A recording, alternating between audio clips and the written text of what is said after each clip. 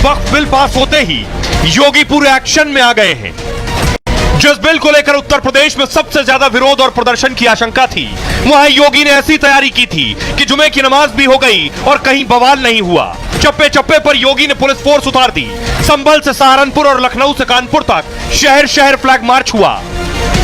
ये तो बवाल रोकने के लिए योगी का एक्शन था। योगी का असली हंटर अब चलने वाला है। यूपी में वक्फ के नाम पर अवैध कब्जे को छुड़ाया जाएगा। यूपी में 1 लाख से ज्यादा अवैध संपत्तियों पर वक्फ का दावा है, लेकिन जल्द ही योगी इसे छुड़ाने वाले हैं। यानी बिल पास होते ही योगी का ताबड़तोड़ एक्शन शुरू हो गया है।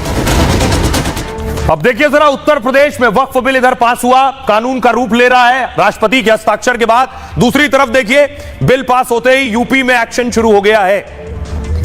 यूपी में वक्फ संपत्ति को लेकर योगी सरकार कार्रवाई के मोड में है। जिला अधिकारी वक्फ संपत्तियों को लेकर रिपोर्ट सौंपेंगे योगी को। इस रिपोर्ट के बाद योगी सरकार कार्रवाई शुरू करेगी। अवैध रूप से घोषित संपत्तियों पर एक्शन होगा। यूपी में 1,32,140 संपत्तियों की पहचान करने का ऑर्डर है, यानी 1 लाख से ज्यादा संपत्ति। इसके बाद इन संपत्तियों को जब्त करने के निर्देश दिए गए। ये वो संपत्ति हैं जिनके वक्फ होने पर सवाल उठ रहे हैं। देश में सबसे ज्यादा वक्फ संपत्ति अकेले उत्तर प्रदेश में। सुन्नी वक्फ बोर्ड ने 1,24,355 संपत्तियों को रजिस्टर किया है, जबकि शिया वक्फ बोर्ड ने 7,785 संपत्तियों को रजिस्टर किया हुआ। लेकिन राजस्व रिकॉर्ड में अधिकतर संपत्तियों का कोई जिक्र नहीं है। 2,533 सुन्नी और 430 शिया वक्फ संपत्तियों का ही रिकॉर्ड राजस्व में है। करीब 98% संपत्तियों का कोई सरकारी रिकॉर्ड राजस्व में नहीं है। ऐसी सारी वक्फ संपत्तियों पर अब खतरा मंडरा रहा है। बड़ी संख्या में खलिहान, तालाब, पोखर वक्फ संपत्ति घोषित है। ग्राम समाज और सरकारी संपत्तियों को वक्फ संपत्ति घोषित किया गया, जबकि केवल दान की गई संपत्तियों को ही वक्फ माना जा सकता है। अवैध तरीके से कब्जे में ली गई जमीन को जब्त किया जाएगा। यूपी सरकार राज्य के दर्जनों जिलों में इसको लेकर विशेष अभियान चलाएगी।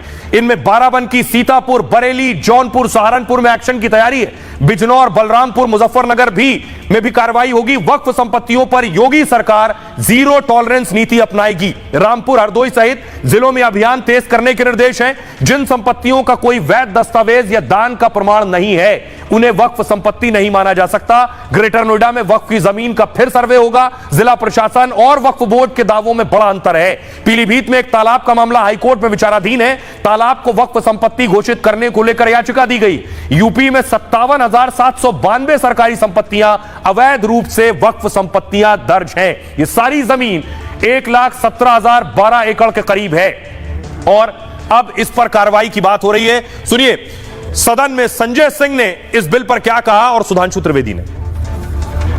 मान्यवर, हम लोग बचपन से एक शब्द सुनते आए, सरकार माई बाप। सरकार माई बाप यानी कि जो सरकार होती है वो लोगों की माई बाप होती है, मां की तरह ख्याल रखती है, पिता की तरह ख्याल रखती है। लेकिन अगर कोई सरकार अपने बच्चों को उसका गला घोटने पे उतारू हो जाए तो वो फिर सरकार निष्पक्ष सरकार नहीं है। एक गैर संवैधानिक बिल लाके क्या क्या लिखा इस कानून के अंदर, आपने किस तरीके से आपने इस संविधान की हत्या करने का काम किया।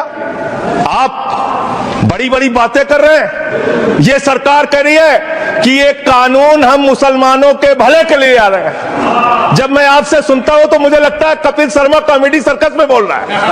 आप मुसलमानों का भला कर रहे हैं, आप मुसलमानों का भला कर रहे हैं।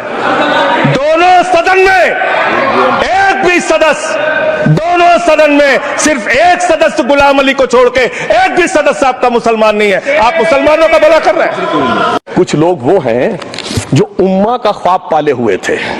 उम्मा शायद हमारे बहुत से लोग समझते हो ना समझते हो, पूरी एक एंटायर जो इस्लामिक खलीफत और राज होता है उसको उम्मा कहते हैं। उम्मीद वालों को तो उम्मीद की नई रोशनी दिख रही है, उम्मा वालों की उम्मीद पे पानी फिर रहा है। मगर सभापति महोदय, ये अल्पसंख्यकों की बात करने वाले जब अल्पसंख्यक की बात आती तराजू पे तोलते हैं, किसका वेट ज्यादा है, किसकी धमक ज्यादा है, किसकी खनक ज्यादा है, फिर तय करते हैं कि माइनॉरिटी के साथ आना है, किस माइनॉरिटी के साथ नहीं आना है। इस्लाम में जो काफिर से ज्यादा मुशरिक और शिर्क को बुरा माना गया, यानी जो भगवान को माने ही नहीं। यहां देखिए वो लेफ्ट के लोग जो कहते हैं धर्म एक अफीम है, वो आज खुदाई खिदमतगार बन के खड़े हो गए। सोचिए कैसा बदलाव आया है। और सर मुझे एक और चीज नजर आती है, एक पुराना गीत था, वक्त ने किया क्या हसी सितम। तो आज मैं कहना चाहूंगा, वक्त ने किया क्या हसी सितम कि मुस्लिम लीग और शिवसेना मिलके हो गए हम। तो सुधांशु त्रिवेदी को आप सुन रहे थे, उनका शायराना अंदाज। मैंने आपको बताया योगी ने एक्शन शुरू कर दिया है यूपी में वक्फ की प्रॉपर्टी पर। पूरे देश में देखिए वक्फ की कहां कितनी प्रॉपर्टी है। उत्तर प्रदेश में, पूरे देश में जो वक्फ की प्रॉपर्टी, उसका 27% हिस्सा यूपी में, यानी सबसे ज्यादा वक्फ की प्रॉपर्टी उत्तर प्रदेश में। पश्चिम बंगाल में उसका 9% है, 9%। पंजाब में भी 9% वक्फ की प्रॉपर्टी है। तमिलनाडु में 8% है। कर्नाटक में 7% वक्फ प्रॉपर्टी है। केरल में 6% है और गुजरात में 5% है। तेलंगाना में 5% वक्फ प्रॉपर्टी है, यानी बड़ा हिस्सा अकेले उत्तर प्रदेश में है। इसलिए उत्तराखंड के मुख्यमंत्री भी इन प्रॉपर्टीज पर जो अवैध कब्जे हैं उन पर एक्शन की बात कर रहे हैं। सुनिए पुष्कर धामी को। उत्तराखंड के अंदर बहुत सारे ऐसे मामले हैं, कई हजारों, उत्तराखंड बनते समय जो संख्या थी उसमें कई हजारों की बढ़ोतरी हुई है। हम इसकी जांच करवाएंगे, इस पर काम करेंगे और जनहित के कामों को इस पर आगे बढ़ाएंगे। ये सारी जमीनें सरकार में आएंगी और जन उपयोग के काम आएंगे। अनेक योजनाएं उसमें होंगी, अनेक विकास के काम आगे बढ़ेंगे। अब देखिए, इसका अंदाजा था कि इसके बाद प्रदर्शन होगा, लोग सड़कों पर निकलेंगे, वही हुआ। ये तस्वीर देखिए देश के हर शहर में। ये बेंगलोर की तस्वीर मैं आपको दिखा रहा हूं। बेंगलोर में भी लोग सड़कों पर उतरे। छोड़ो मुल्क छोड़ो, मुर्दाबाद मुर्दाबाद,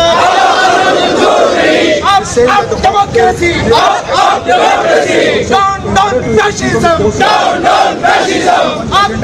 संविधान। देखिए जरा, सियासतदान बड़े आंदोलन की धमकी दे रहे हैं। क्या कह रहे हैं उसमें सबसे पहले देखिए असदुद्दीन ओवैसी क्या कह रहे हैं। कह रहे हैं ये बिल मुस्लिमों के साथ एक अन्याय है। वो कह रहे हैं मदरसों और मस्जिदों को निशाना बनाया जा रहा है। सरकार झूठ बोल रही है कि इससे गरीब मुसलमानों का भला होगा। वक्फ बोर्ड पूरी तरह से धार्मिक संस्था है। मुसलमानों से अधिकारों को छीना जा रहा है। इस बिल में शेड्यूल्ड ट्राइब्स के नाम पर गुमराह किया जा रहा है।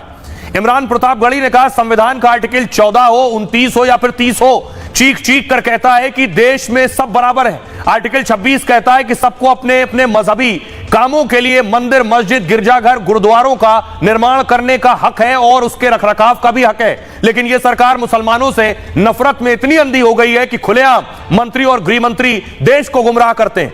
महबूबा मुफ्ती कह रही है यह अल्पसंख्यक मुसलमानों की संस्था है, इसे बुलडोजर करना और राज्यसभा में पारित करना यह डाका डालने के बराबर है। अफजाल अंसारी कह रहे हैं ये पसमानदा तबके के मुसलमानों को अधिकार देना चाहते हैं, उसको इस प्रॉपर्टी का लाभ देना चाहते हैं। देश के बहुसंख्यक तबके का तो रिजर्वेशन ये सरकार खा गई और अल्पसंख्यक समुदाय के पिछड़ों को इतना दर्द, इनको ये बात समझ में नहीं आती है।